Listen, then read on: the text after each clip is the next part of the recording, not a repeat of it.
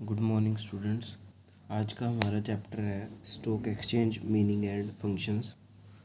Stock exchange क्या होता है, इसके मीनिंग और इसके फंक्शंस को पूरे चैप्टर में रीड करेंगे।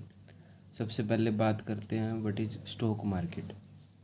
स्टॉक मार्केट एक ऐसी जगह है जहाँ पे शेयर्स को ख़रीदा या बेचा जाता है।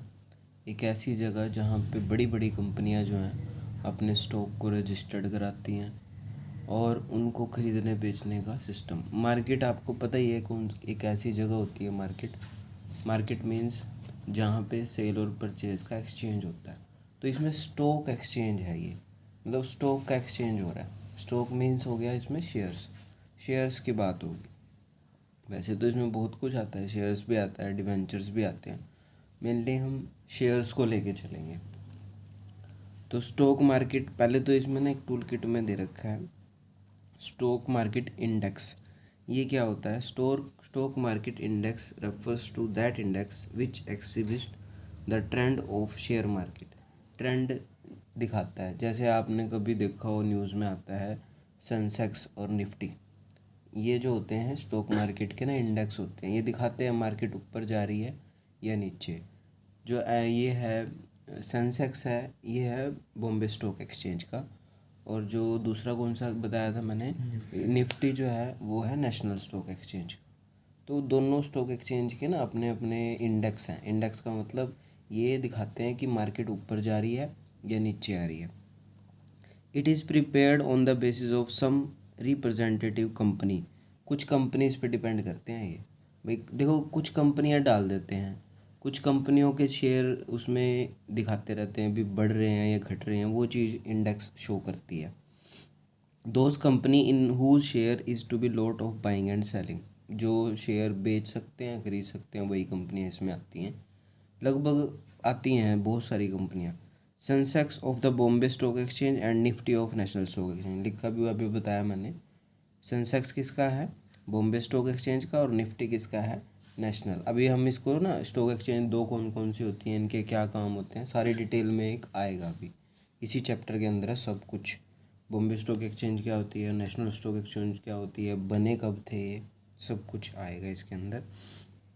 तो ये स्टॉक मार्केट जो होती है इंडेक्स पे बेसिस पे काम करती है। बाकी डिटेल अभी आ रही है। सबसे पहले बात करते हैं meaning of stock exchange.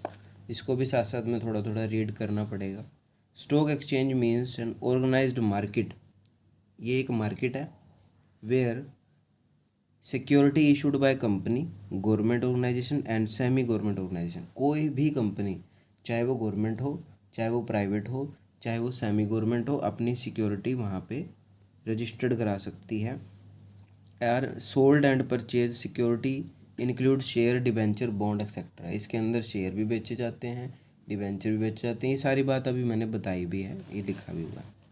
Stock, अब ये बात आ रही है सेंसेक्स क्या होता है, एक थोड़ा टूल किट में दे रखा है। अभी बताया था सेंसेक्स क्या होता है, बॉम्बे स्टॉक एक्सचेंज का इंडेक्स होता है। बॉम्बे स्टॉक एक्सचेंज के बारे में बताता है कि वो बढ़ रहा है या घट रहा है। The index showing the rise and fall in the market. ये क्या दिखाता है? या तो मार्केट में बढ़ोतरी होगी या मार्केट में क्या चल रहा होगा, डाउन चल रहा होगा। On the basis of 30 company of the Bombay stock exchange is called Sensex. मैं एक बात बताता हूँ आपको, कंपनियाँ बहुत सारी हैं, हज़ारों कंपनियाँ हैं, लेकिन जो ये सेंसेक्स और निफ्टी है ना, पहले तो मैं सेंसेक्स की बात कर रहा हूँ। सेंसेक्स जो है ना, टॉप की जो 30 कंपनीज है ना, मतलब जो हाई लेवल की 30 कंपनी है, 30 कंपनी का वैल्यू दिखाता है सिर्फ। और निफ्टी जो है वो किसकी दिखाता है? 50 कंपनीज की, टॉप की 50 कंपनी। ठीक है, ये थोड़ा सा आपको ध्यान रखना, एक नंबर में आ सकता है। सेंसेक्स कितनी कंपनी को दिखाता है? 30। और निफ्टी कितनी कंपनी की वैल्यू को दिखाता है? 50। तो ये बाइंग एंड सेलिंग होती है, उस हिसाब से राइज और फॉल को दिखाता है। ये आप एक बार थोड़ा सा और रीड कर सकते हो। आगे आ रहा है stock features of stock market. Stock market के क्या फ़ीचर होते हैं, मतलब क्या फ़ायदे हैं, क्या इसकी कुछ खासियत है। सबसे पहले ऑर्गेनाइज्ड मार्केट। जो स्टॉक एक्सचेंज होता है ना, वो एक ऑर्गेनाइज्ड मार्केट। ऑर्गेनाइज्ड का मतलब होता है इसका सारा कंट्रोल सेबी के हाथों में होता है। तो सारा सिस्टम बहुत बढ़िया तरीके से सेटअप करके रखा हुआ है, इसीलिए इसको ऑर्गेनाइज्ड मार्केट कहते हैं। मतलब हर चीज़ पहले से डिसाइडेड है, मतलब सब कुछ भी, बाइंग कैसे करनी है, सेलिंग कैसे करनी है, प्रोसेस होता है ना एक तरीके का, वो बढ़िया है, कंट्रोलिंग सिस्टम बढ़िया है, इसी को कहते हैं ऑर्गेनाइज्ड, बढ़िया तरीके से किया गया है। एक बार इसको रीड भी कर लो।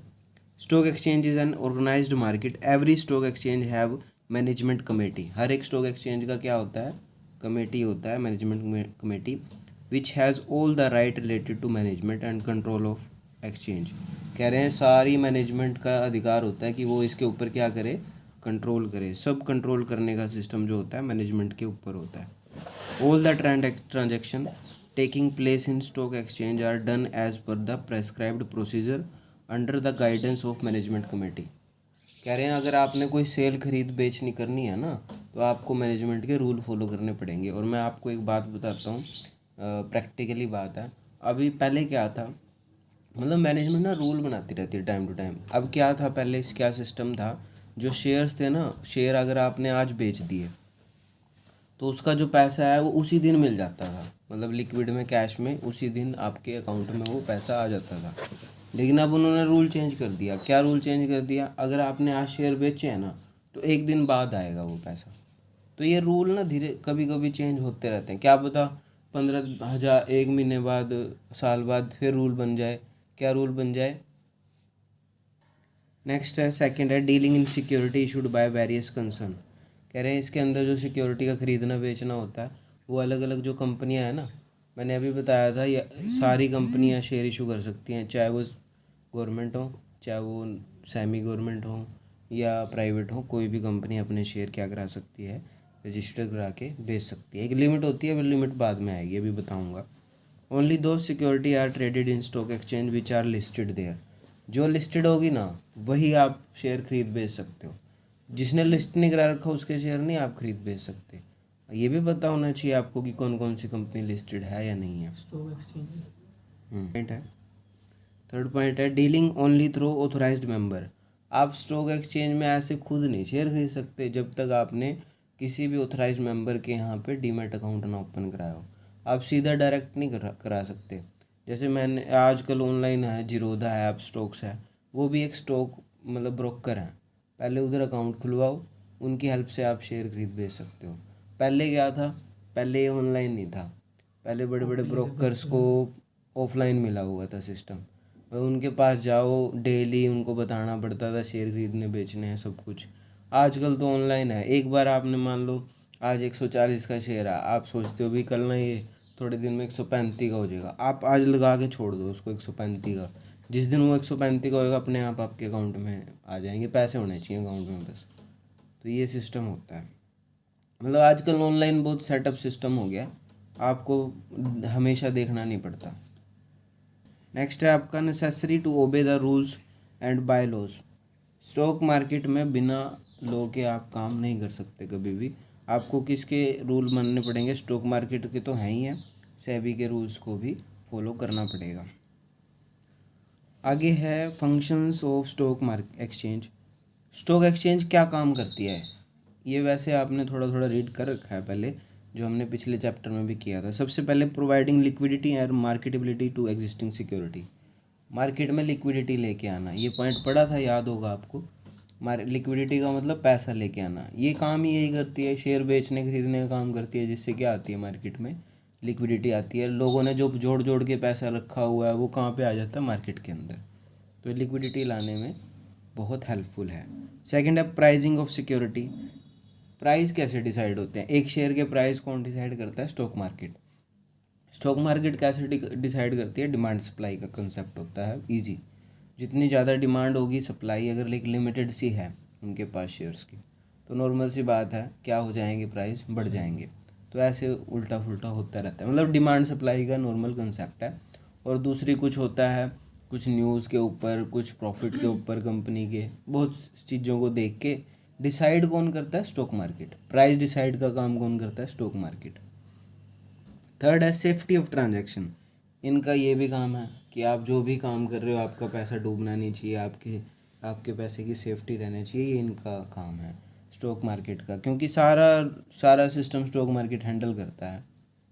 नेक्स्ट है भाई, कंट्रीब्यूट टू इकोनॉमिक ग्रोथ। देखो, एक नॉर्मल सी बात है कि मार्केट में लिक्विडिटी आएगी, मार्केट में पैसा आएगा, मार्केट में पैसा आएगा, वो कहीं ना कहीं यूजेबल होगा। तो वो यूजेबल होगा तो इकोनॉमिक ग्रोथ के चांसेस ज़्यादा हैं, मतलब देश की तरक्की होगी, नए नए बिजनेस भी खुल सकते हैं, लोगों को रोज़गार भी मिल सकता है। तो ये एक देश की तरक्की के लिए बहुत ही फ़ायदेमंद होता है जब स्टॉक मार्केट अच्छे से चल रही हो ना, लोगों का पैसा मार्केट में आ रहा हो। अब क्या होता है, मार्केट ऊपर जा रही है तो पैसा और लगाते हैं लोग, मार्केट नीचे जा रही है ना, पैसा निकाल लेते हैं लोग, बस बेच के चलते बढ़ेंगे। तो वो अगर अगर होगा ना, तो वो देश के लिए नुकसान हो जाएगा।